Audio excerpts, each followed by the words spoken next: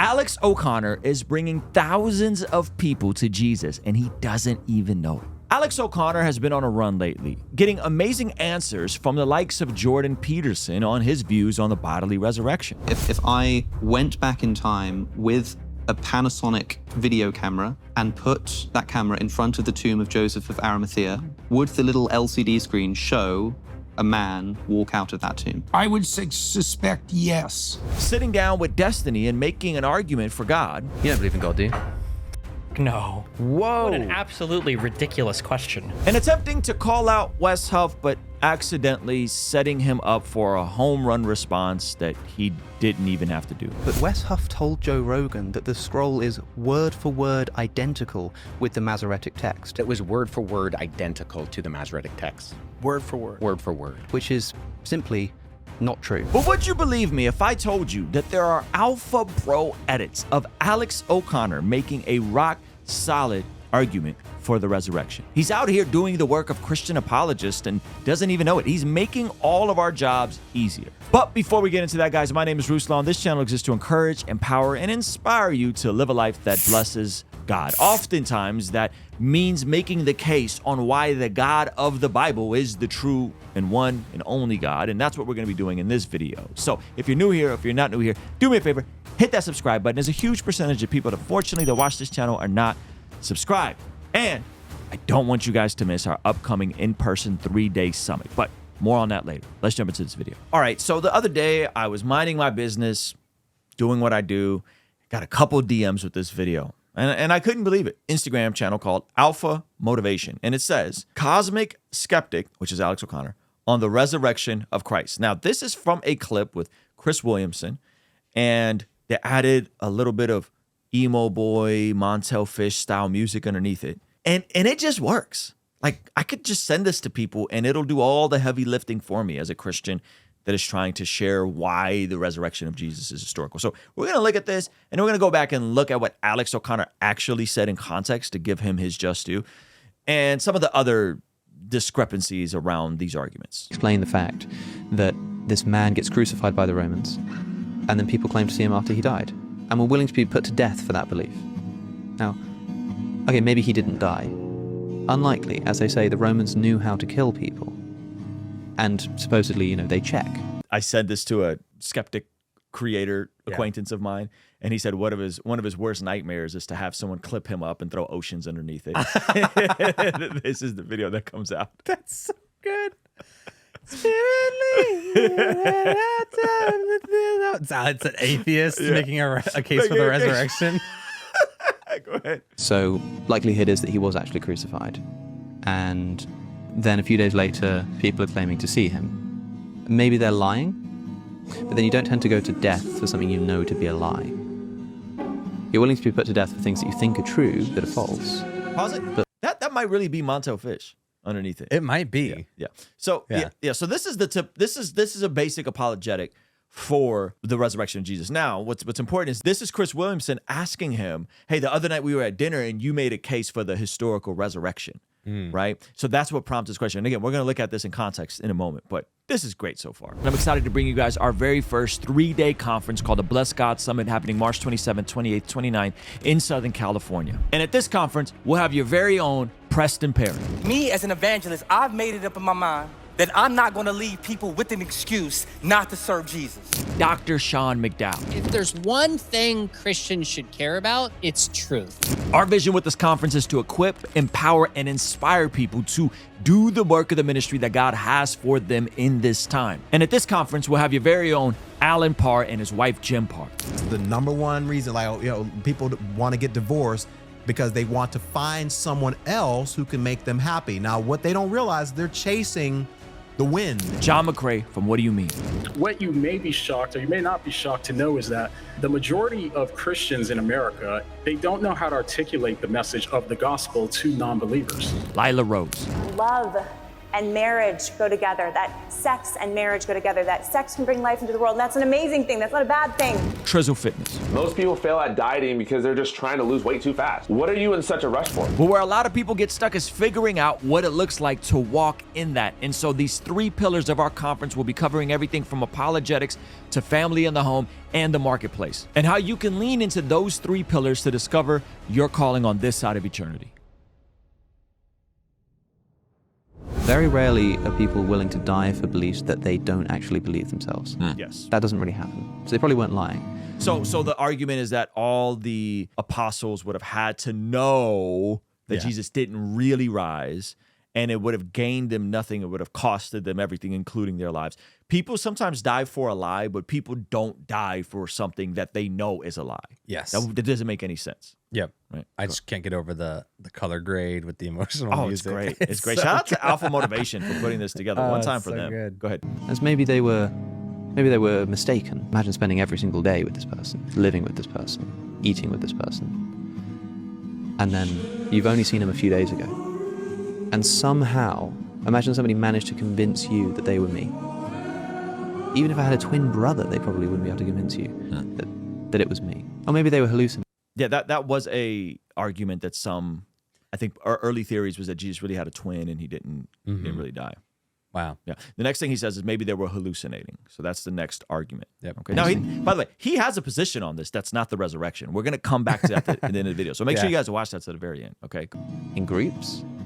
In groups. One of the earliest gospel New Testament sources is the letters of Paul, the earliest. And in one of those letters, Paul refers to Jesus having appeared to 500 people at once. Come on. And in some of the Gospels, you get at least some group appearances, at least more than one person, and sometimes, groups of disciples, the 12, all seeing Jesus all at once. You don't get group hallucinations like that. And so it doesn't seem like they were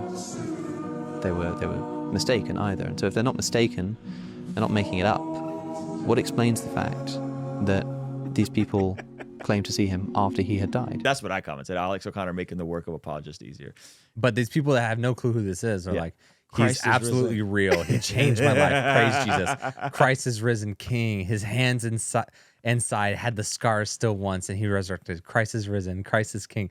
So this is just a content farm account that feeds mindless content to a certain algorithm, and those people aren't plugged into the conversations. They don't know who they're listening to even, and they're getting pumped. They're at home sitting there like, yeah, I'm a worship right now. This is amazing, and they're listening to like one of the most prominent atheists on YouTube. Yeah. Now to be fair to Alex, he says a bunch of stuff after this that we have to get into. Okay, so we're not going to replay the whole thing, but again, big shout out to Chris Williamson. This is older interview. This is from, I want to say, about a year ago. This is from that. So you go watch the timestamp from the beginning to the end. I just want to show what he says after this.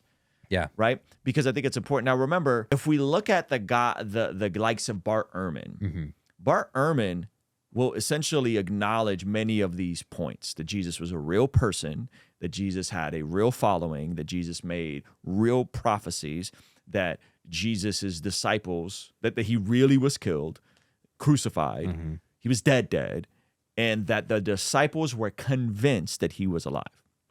So Alex O'Connor is actually making an argument for the reliability of Scripture. Right? Because if you concede all those things, you at least have to concede that the New Testament is at least reliable. Yes. Meaning the telling of events is reliable. Now you can't say that therefore it proves a bodily resurrection, something that defies the laws of physics, but at the very least it's reliable. So he's even making a case for essentially believing that, or conceding that, it is likely that those claims that I just made are reliable in the New Testament and they're trustworthy. But his conclusion is hilarious. It's chef's kiss, okay? And we'll go back to another way that you could just tell that this doesn't fit. Like, there's so many ways that you have to configure this. When you actually know the best of the best arguments, you can't really get out of the conclusions that Christians come to. Now, I'm saying you can't come to different conclusions, but on a surface level, to me, it's incoherent.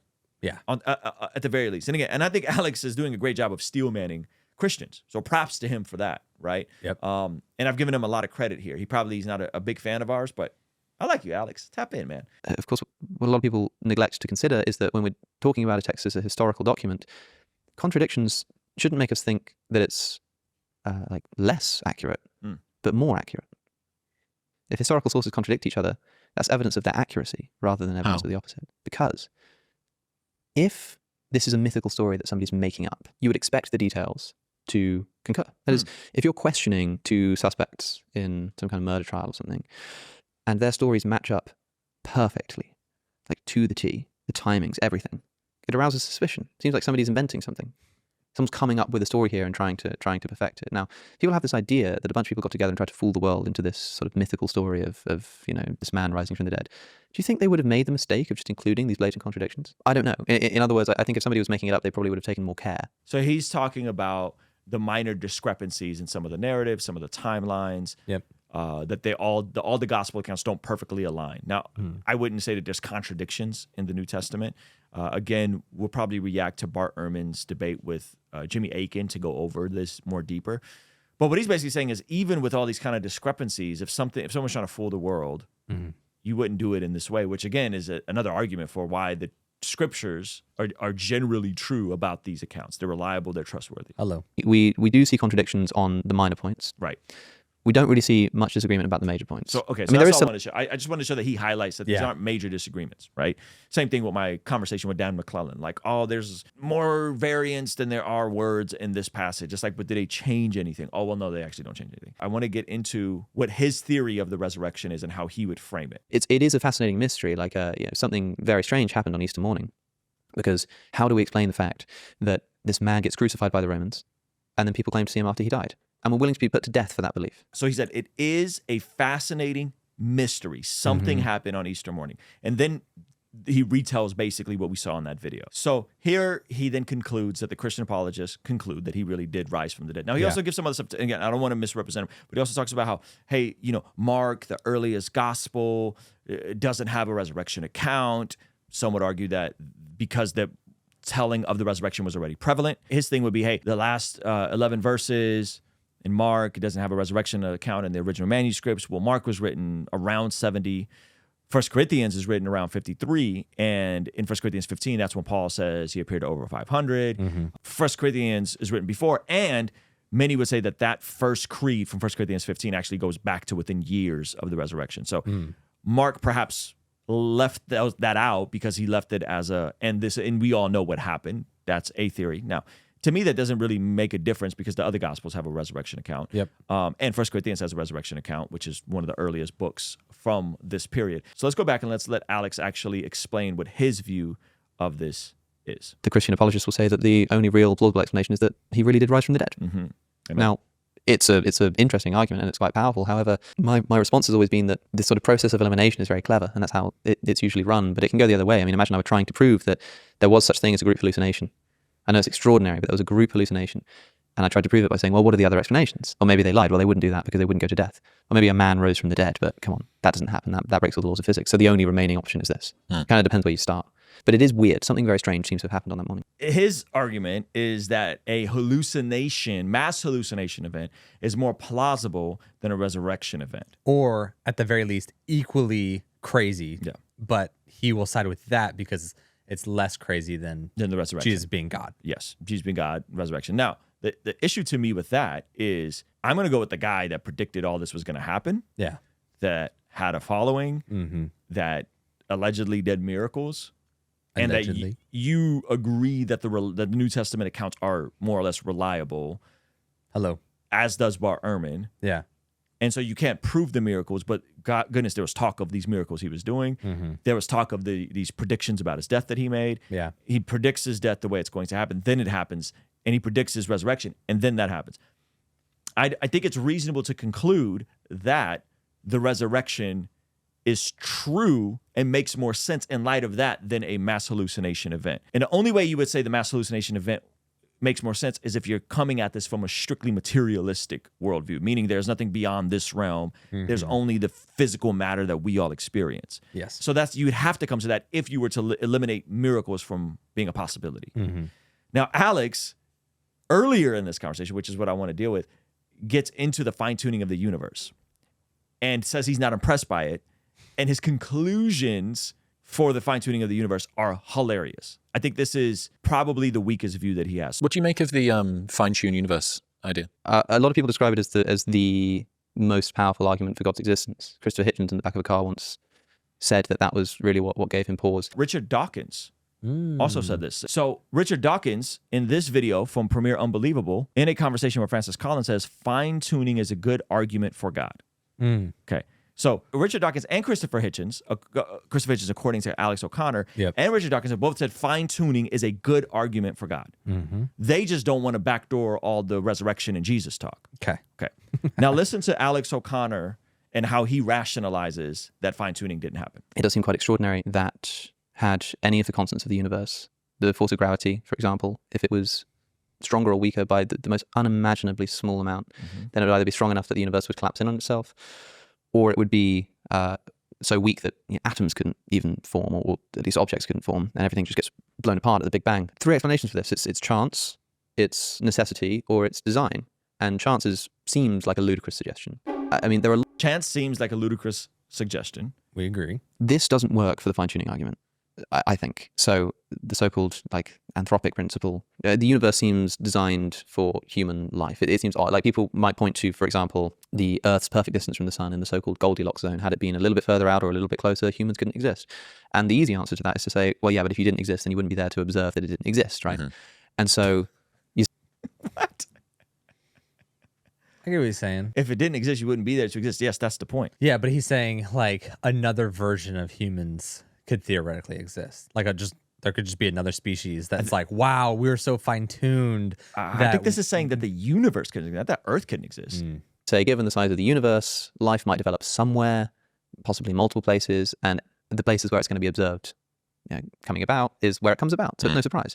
That works there, but the fine-tuning constants of the universe, we're not talking about a potential billions of Earths that could all give rise to human beings. We're talking about if one of these constants was different by the tiniest amount, nothing exists. That's exactly what I was saying. Nothing exists. The fine-tuning of the universe says nothing exists if any of this gets wrong. Yeah. It's not just humans. Yeah. And again, props to him for giving a great steel man of this argument. It's still true that did it not happen, we wouldn't be here to observe it. Yeah, my friend Josh Parikh has given me an example in the past of I don't know, you can imagine a series of highly trained knife throwers just lob 100,000 knives at you in an attempt to kill you. And they all miss, perfectly cutting out the silhouette of your body behind you. Absolutely perfectly. Just uncanny. And someone says, well, they must have done that on purpose. It's like a trick, right? And you say, no, I think it's just happened by chance. You say, well, that's ludicrous. Oh, well, if it didn't, then I wouldn't be here to observe that it did, would I? It still just wouldn't do it for you. Even though that is true. Had you been killed, you wouldn't be there to observe it. It just seems such an unlikely coincidence that just doesn't work when we're talking about the actual fundamental stuff of the universe, which is why people are so troubled by it. But I do think, generally speaking, with all of these kinds of things, fine-tuning, consciousness is another example that's broadly in the scientific realm that people think this just can't be explained without reference to a God. Maybe they're right. How can a mindless thing create mind? How can a thing without conscience and sentience create something with conscious and sentient? I saw a thing that said if you ever need proof of the immaterial interacting with the material, you can just look at sharing a thought on Twitter because you're getting that physical or that immaterial thought out physically for people to see or people to hear. I don't know, but if you intuitively were to step into a time machine and look at some people having this conversation and you said, imagine them looking back and saying, gosh, can you believe it? They hadn't worked out fine-tuning yet. They hadn't figured out the constants. Oh, they hadn't figured out the science of consciousness yet. I can conceive of that. Just intuitively, I can see someone doing it. So Alex's argument for why the fine-tuning of the universe is not convincing to him is he envisions a scenario where people in the future will be able to look back at us now, or take a time machine, look back at us now, and say, can you believe they couldn't have figured out the fine-tuning of the universe? Could you believe they couldn't figure out the issue with consciousness? This is why he thinks this isn't a good argument. So he thinks fine-tuning is not a good argument because we aren't fine-tuned enough currently. Because we can't figure it out now. Because we can't figure it out. Yeah. He thinks we'll figure this out in 100 years, 1,000 years from now. In contrast, he thinks this next thing will never be figured out. But when I think about my arguments for atheism, the problem of evil, divine hidden, this kind of stuff, I can't imagine somebody looking through a time machine similarly at a conversation that I have and going, gosh, can you believe it? They hadn't worked out the problem of evil yet. They haven't worked out divine hiddenness yet. I think these are perennial problems. So the hilarious part about this is there's been tons of Christian apologists that have worked out the problem of evil. Yeah. They have worked out divine hiddenness. There's tons of videos about this. As a matter of fact, Capturing Christianity made a video to Alex O'Connor responding to the issue of animal suffering, because Alex O'Connor was once upon a time a vegan. He's no longer a vegan, and his issue was, you guys don't have an explanation for the suffering of animals. And Capturing Christianity put together an explanation for the suffering of animals that wasn't just winging it. It was actually rooted in philosophy. As a matter of fact, this entire genre, if you will, is called theodicies, ways to explain the problem of evil in specific contexts. And not only are there multiple ways that philosophers and Christians and theists have explained away these different problems of evil, there's ones that have directly been sent to Alex with his assertion that you can't explain the suffering of animals. As a matter of fact, in his debate with Cliff Connectley, Cameron from Capturing Christianity actually says this to Alex. Check this out. I published a video about 2 years ago outlining like a response to Alex's overall case for atheism, like from the problem of evil. I laid out like a really long 40-minute video responding to it. I laid out 2 different theodicies on animal suffering. Alex didn't mention either of those. He repeated old claims that he's made in the past. Yeah. And I also know that Alex has watched that video. So it's just, I mean, disappointing is obvious, but I think the fact that he made these claims, to me, it's really embarrassing. So remember, Alex's argument for why the resurrection is not reliable is because a mass hallucination event seems more likely, because he's coming from a materialist worldview. Why is he coming from a materialist worldview? Because he doesn't find the argument for the fine-tuning of the universe to be a good argument for God, despite both Richard Dawkins and Christopher Hitchens saying that it is a good argument for God. His argument for why it's not a good argument is because he thinks in the future they'll be able to explain it, but there's no way in the future from his paradigm that they'll be able to explain the suffering of evil. Yet the suffering of evil has been explained to him multiple times through these theodicies, specifically the suffering of animals explained to him by Cameron from Capturing Christianity. So I don't know what to do all of that. There's one aspect where I love Alex and I'm like, man, he is still manning these things and they're so smart and he's doing a great job. From another standpoint, when he comes to these conclusions on his own, you go, that's it? Mass hallucination because you don't believe in anything beyond the material world? That's it? You don't believe that fine-tuning is a good argument despite other atheists acknowledging it is, because you don't think that there's a good argument to explain away the problem of evil, and someday you'll be able to explain away the problem of the fine-tuning of the universe through future means? Like it just doesn't make sense to me. The entire worldview is incoherent and collapses on itself, much like the universe if there was no designer. And Alex has made all sorts of claims. He's really into the Gospel of Thomas. So if you want to see the time where I brought on Wes Huff to debunk Alex's claims about the Gospel of Thomas when he responded to me saying that I was misrepresenting him, and Wes Huff kind of brought the muscle. We'll have this over here for you. And if you want to learn more about the Blessed God Summit, we'll have this over here for you as well. All right? Love you guys. See you over there. Peace.